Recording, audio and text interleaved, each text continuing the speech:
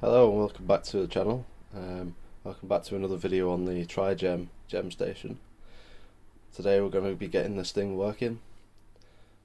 So last week I went ahead and purchased one of these little PCI and ISA analyzer cards to allow me to plug this into the PCI slot in the back, and then this will read out some information on these two displays and hopefully give me some codes as to what's actually wrong with the system.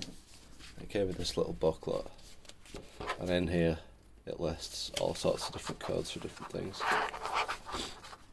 and what they all mean.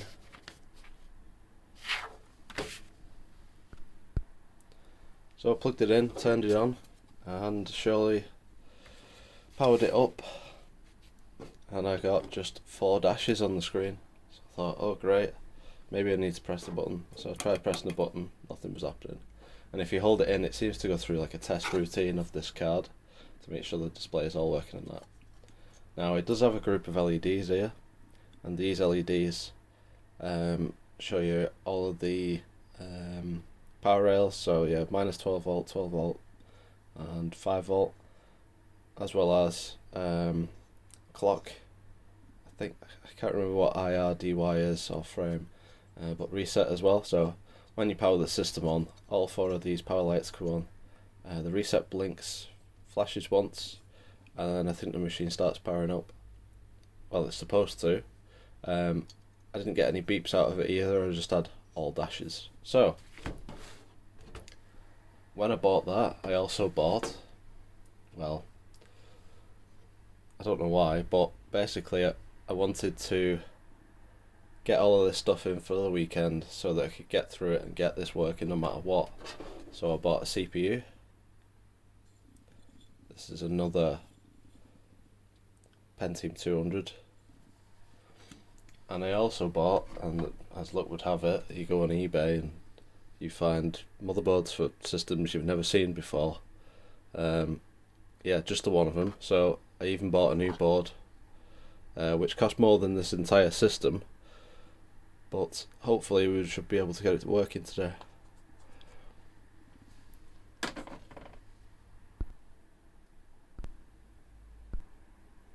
So if you remember in the last episode, there was a disk in the drive that, well, the drive wouldn't eject and there was a disk stuck in there.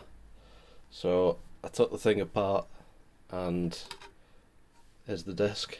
Now I can see that it's been written to, but this doesn't actually read at all in anything I've put it in. I've tried 3 different systems now, it doesn't read at all, so I can't even check what's on that. But here's the drive in parts,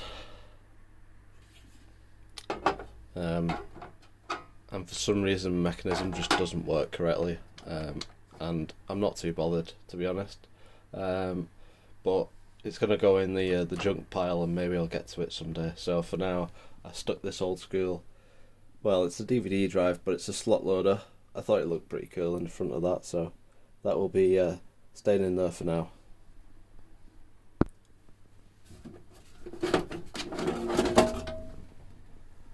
There's that beautiful hard drive, it's not loud at all. So we'll start taking this apart and I'll come back to you once we've got it down to the baseboard.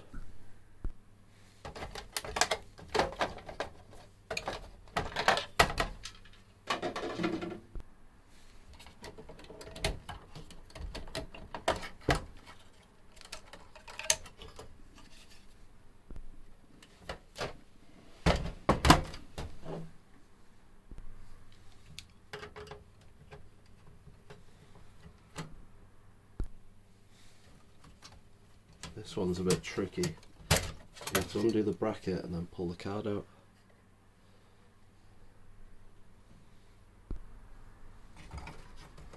Unplug the 20-pin ATX connector, the IDE, the DVD drive and the hard drive, and the floppy connector.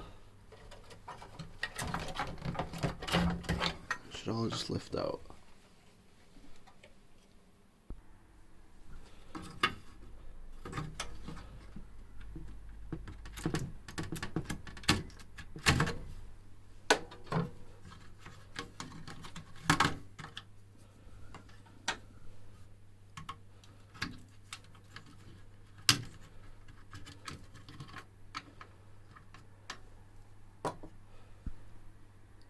Okay, now we should try this trick that people use on YouTube, where they click the fingers and it's done.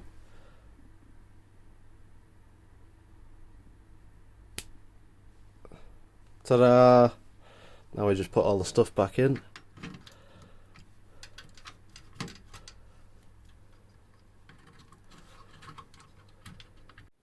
Alright, so now we've got all that back together. Let's give it a go. Just plug the power cable in.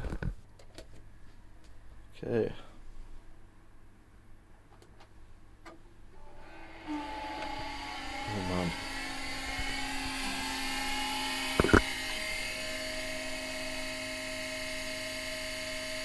And it works. Can't believe it.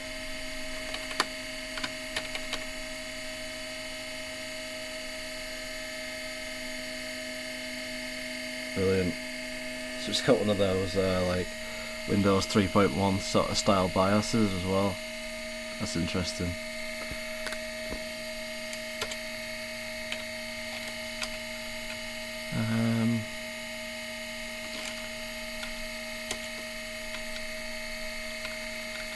Yeah, I don't need to touch any of this for now, I don't think. So we'll just see if it boots up. Windows 95.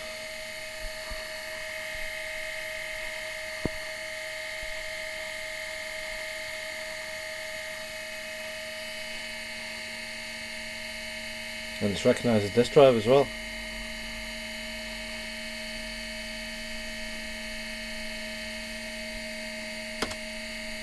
Okay.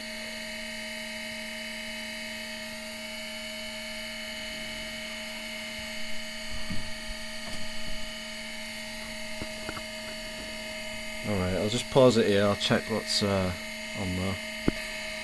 Alright, so it seems that it's just, it's loading up control panel.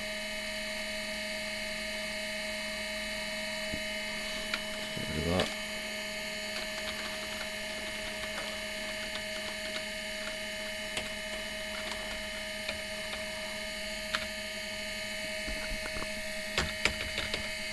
Broke it. There we go. Alright, so it just seems like it's some sort of, well, as I thought it would be, sort of point of sale software. You've got like stock scanner, it says point of sale there, and there's all sort of different tools on there. There's Outlook, Netscape as well. Just go into Device Manager and see what shows up. 31 megs of RAM. There's a few devices that aren't installed here, so not sure what they are. PCI Universal Serial Bus isn't installed. COM ports. It says there's a dial-up adapter, but I don't think there is. I don't think the driver for the graphics is installed. This controllers. It's got a hard drive controller installed though.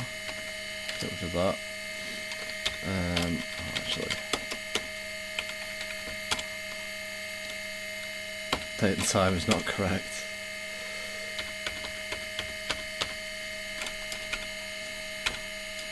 Yeah, 16 colours, 640 by 480, so that'll need installing.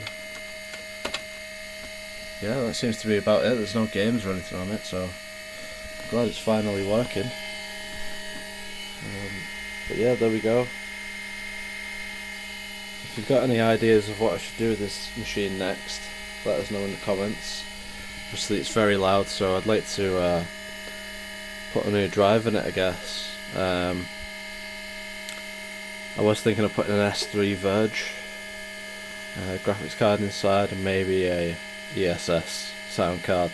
We'll see how the built-in crystal audio chip is, because I think they might be pretty good. And as far as what I'm going to do with this board, I might just stick it on eBay as spares and repairs.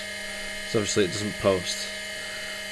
Maybe those bent pins, which I managed to straighten out a little bit, maybe those have caused other issues, or simply just needs a new BIOS chip flashing.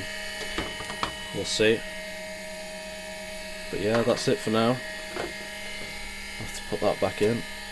But yeah, thanks for watching. Leave us a comment. See what you think about. Tell me what you think about this machine, and what hardware should I put in it. What things should I change. Thanks for watching.